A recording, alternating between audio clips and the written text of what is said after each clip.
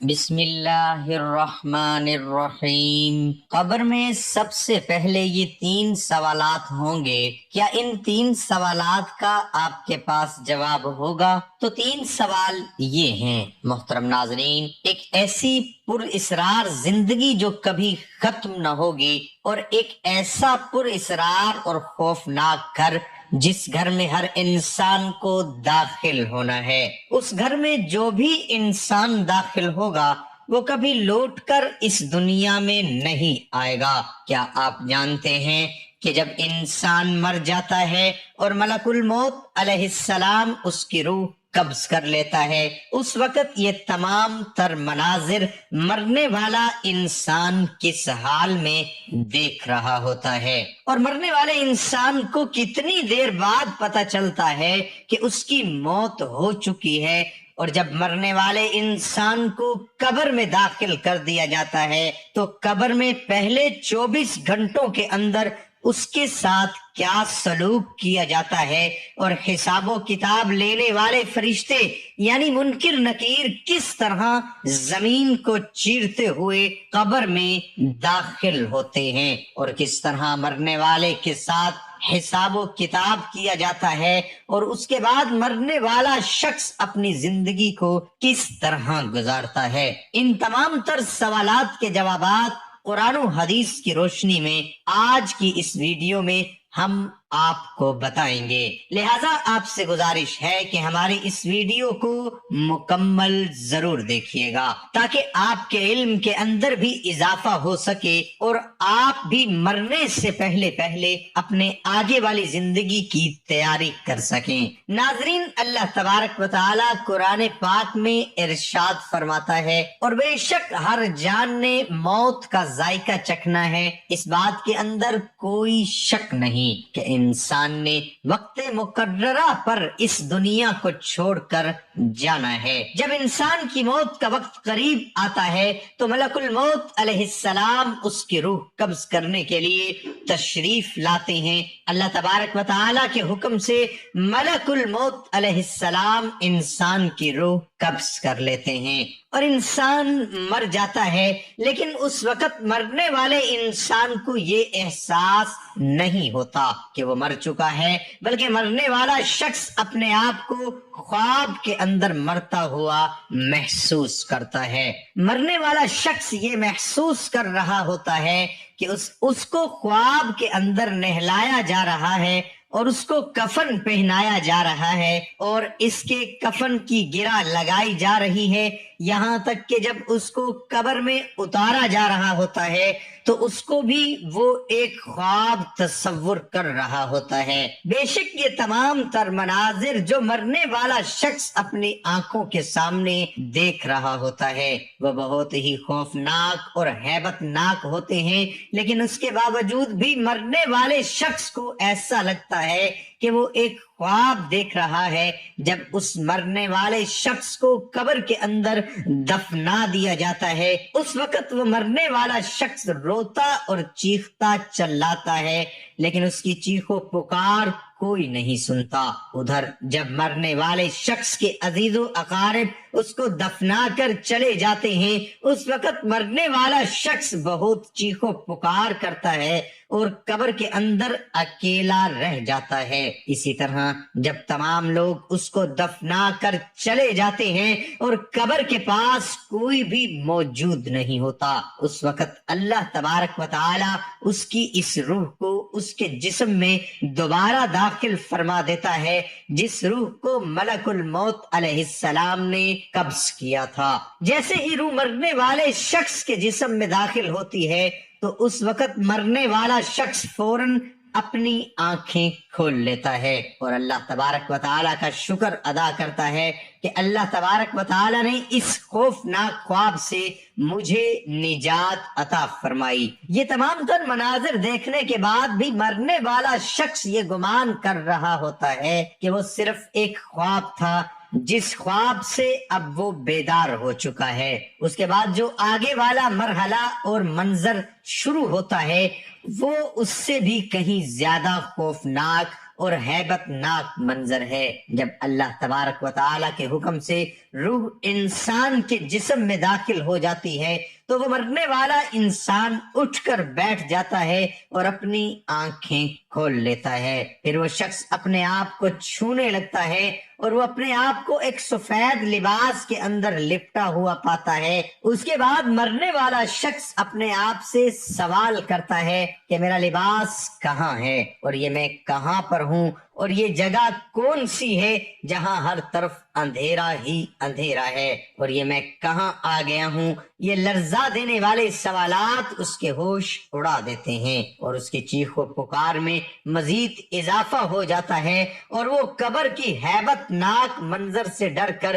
چیختا اور چلاتا ہے اور اپنے رشتہ داروں کو پکارتا ہے، لیکن اس کی پکار کوئی نہیں سنتا۔ اسی طرح جب مرنے والا شخص اپنے چاروں طرف اندھیرا ہی اندھیرا دیکھتا ہے تو اس کو آہستہ آہستہ یہ احساس ہونے لگتا ہے کہ وہ زمین کے نیچے ہے اور اس کو دفنا دیا گیا ہے۔ اب اس کو یقین ہونے لگ جاتا ہے کہ اب تک وہ جو کچھ بھی دیکھ رہا تھا ایک خواب نہیں بلکہ ایک حقیقت تھی اور وہ حقیقت میں مر چکا ہے۔ اس وقت مرنے والا شخص اپنی طاقت کے مطابق زور زور سے چیختا ہے اور اپنے رشتہ داروں کو پکارتا ہے۔ اسی طرح جب مرنے والے شخص کی چیخ و پکار کا کوئی بھی جواب نہیں دیتا تو اس کی امید صرف ایک ہی ذات پر لگ جاتی ہے، وہ اللہ تبارک و تعالیٰ کی ذات ہے۔ اس وقت وہ مرنے والا شخص اللہ تبارک و تعالیٰ کی بارگاہ میں عرض کرتا ہے کہ یا رب العالمین،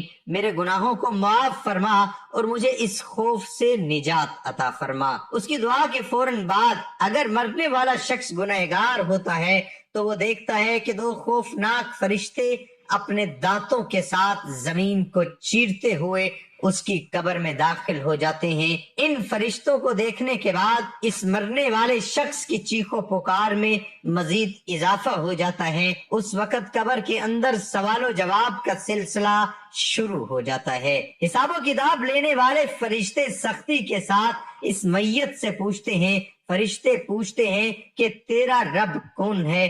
تو وہ مرنے والا شخص ہے جس نے ساری زندگی اللہ تبارک و تعالیٰ کی نافرمانیوں میں گزاری ہوتی ہے۔ وہ جواب دیتا ہے کہ میں نہیں جانتا۔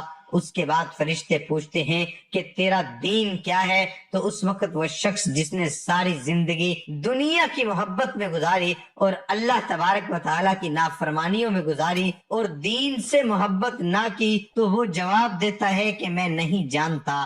اس کے بعد اس مرنے والے شخص سے تیسرا سوال کیا جاتا ہے کہ تیرا نبی کون ہے؟ تو وہ شخص جواب دیتا ہے کہ میں نہیں جانتا۔ اسی طرح اس مرنے والے شخص کے جوابات سن کر منکر نکیر فرشتے کہتے ہیں کہ ہم جانتے تھے کہ تم یہی جواب دو گے۔ اس کے بعد فرشتے قبر کو حکم دیتے ہیں کہ اے قبر تو اس پر تنگ ہو جا، تو وہ قبر اتنی تنگ ہو جاتی ہے کہ ان کی پسلیاں ایک دوسرے کے اندر داخل ہو جاتی ہیں اور اس پر عذاب مسلط کر دیا جاتا ہے اور اس کی قبر میں جہنم کے دروازے کھول دیا جاتا ہے، جیسا کہ نبی کریم رؤوف الرحیم صلی اللہ تعالی علیہ وآلہ وسلم نے ارشاد فرمایا کہ قبر یا تو جنت کے باغوں میں سے ایک باغ ہے یا جہنم کے گڑھوں میں سے ایک گڑھا ہے۔ اگر مرنے والا شخص نیک ہو تو وہ دیکھتا ہے کہ دو خوبصورت چہروں والے فرشتے اس کے پاس آ کر بیٹھ گئے ہیں۔ اس وقت وہ نورانی چہروں والے فرشتے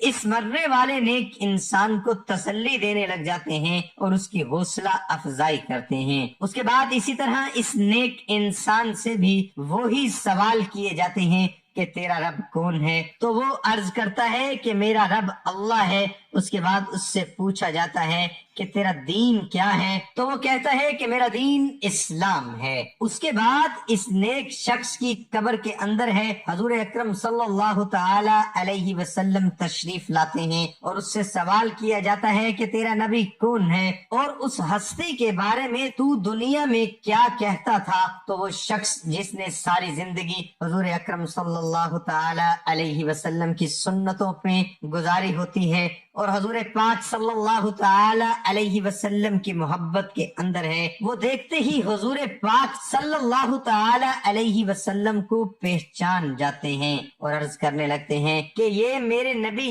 حضرت محمد مصطفیٰ صلی اللہ تعالی علیہ وسلم ہیں۔ اس کے بعد فرشتے اس کو خوشخبری سناتے ہیں اور اس کی قبر کو جنت کے باغوں میں سے ایک باغ بنا دیا جاتا ہے اور اس کو ہمیشہ ہمیشہ کی راحت عطا کر دی جاتی ہے۔ حضور پاک صلی اللہ تعالی علیہ وسلم نے ارشاد فرمایا کہ تم میں سے ہر شخص کو قبر کے اندر ضرور آزمایا جائے گا، اور حضور پاک صلی اللہ تعالی علیہ وسلم نے ارشاد فرمایا کہ ہر انسان کی زندگی میں 2 دن اور 2 راتیں ایسی آئیں گی اس سے پہلے اس نے کبھی ایسے 2 دن اور ایسی 2 راتیں نہ دیکھی ہوں گی۔ ایک وہ دن جس دن وہ مرے گا، اور دوسرا وہ دن ہے جس کے بعد کوئی دن نہ آئے گا، اور وہ قیامت کا دن ہوگا۔ اور ایک وہ رات جو اس کی قبر میں آئے گی، اور دوسری وہ رات ہے جس رات کے بعد قیامت قائم ہوگی۔ حضور پاک صلی اللہ تعالی علیہ وسلم نے ارشاد فرمایا کہ میں نے بڑے بڑے خوفناک مناظر کو دیکھا، لیکن قبر سے زیادہ خوفناک منظر میں نے کبھی نہیں دیکھا۔ حضرت سیدنا عثمان غنی رضی اللہ تعالی عنہ جب کسی قبر پر تشریف لاتے تو اس قدر آنسو بہاتے کہ آپ کی داڑھی مبارک تر ہو جاتی۔ تو آپ سے پوچھا گیا کہ جب آپ کے سامنے جنت اور دوزخ کا ذکر کیا جاتا ہے تو اس وقت تو آپ اتنا نہیں روتے، لیکن جب قبر کا ذکر کیا جاتا ہے تو آپ بہت روتے ہیں، اس کی کیا وجہ ہے؟ تو حضرت سیدنا عثمان غنی رضی اللہ تعالی عنہ نے فرمایا کہ میں نے نبی کریم رؤوف الرحیم صلی اللہ تعالی علیہ وسلم کو فرماتے ہوئے سنا ہے کہ آخرت کی سب سے پہلی منزل قبر ہے۔ اگر قبر والے نے اس سے نجات پائی تو بعد کا معاملہ اس سے آسان ہے، اور اگر اس سے نجات نہ پائے تو بعد کا معاملہ اس سے زیادہ سخت ہے۔ اس بات کے اندر کوئی شک نہیں کہ دنیا کی زندگی ایک مختصر زندگی ہے، اور بالا آخر اس دنیا نے ختم ہو جانا ہے، اور آخرت کی زندگی ہمیشہ ہمیشہ کی زندگی ہے، جس کے بعد کوئی موت نہ ہوگی، اور خوش نصیب ہوں گے وہ لوگ جو اللہ تبارک و تعالی اور اس کے محبوب کو راضی کر کے اپنی آخرت کو سنوار لیں گے اور ہمیشہ ہمیشہ کے لیے جنت میں چلے جائیں گے۔ اور بد نصیب ہوں گے وہ لوگ جو دنیا کے اندر اللہ تبارک و تعالی کی نافرمانیاں کر کے اور دنیا کو راضی کر کے ہمیشہ ہمیشہ کے لیے جہنم کے مستحق قرار پائیں گے۔ اللہ تبارک و تعالی سے دعا ہے کہ اللہ تبارک و تعالی اپنے پیارے حبیب حضرت محمد مصطفیٰ صلی اللہ تعالی علیہ وسلم کے بتائے ہوئے طریقے، بتائے ہوئے رستے پر چلنے کی توفیق عطا فرمائے اور ان کی محبت کے اندر جینا مرنا نصیب فرمائے۔ اللہ تبارک و تعالی ہم سب کو 5 وقت کی نماز با جماعت ادا کرنے کی توفیق عطا فرمائے اور ہمیں اچھے اخلاق والی زندگی نصیب فرمائے اور ہماری کمی پیشی معاف فرمائے اور ہمارا خاتمہ ایمان پر فرمائے، ہمیں دنیا میں بھی کامیاب فرمائے اور آخرت میں بھی کامیاب فرمائے۔ اللہ تبارک و تعالی ہم سب کو قبر کے عذاب سے بچائے اور قبر کی منزل آسان فرمائے۔ دعا ہے کہ اللہ تعالی میرا سنانا اور آپ کا سننا اپنی بارگاہ الہی میں قبول اور منظور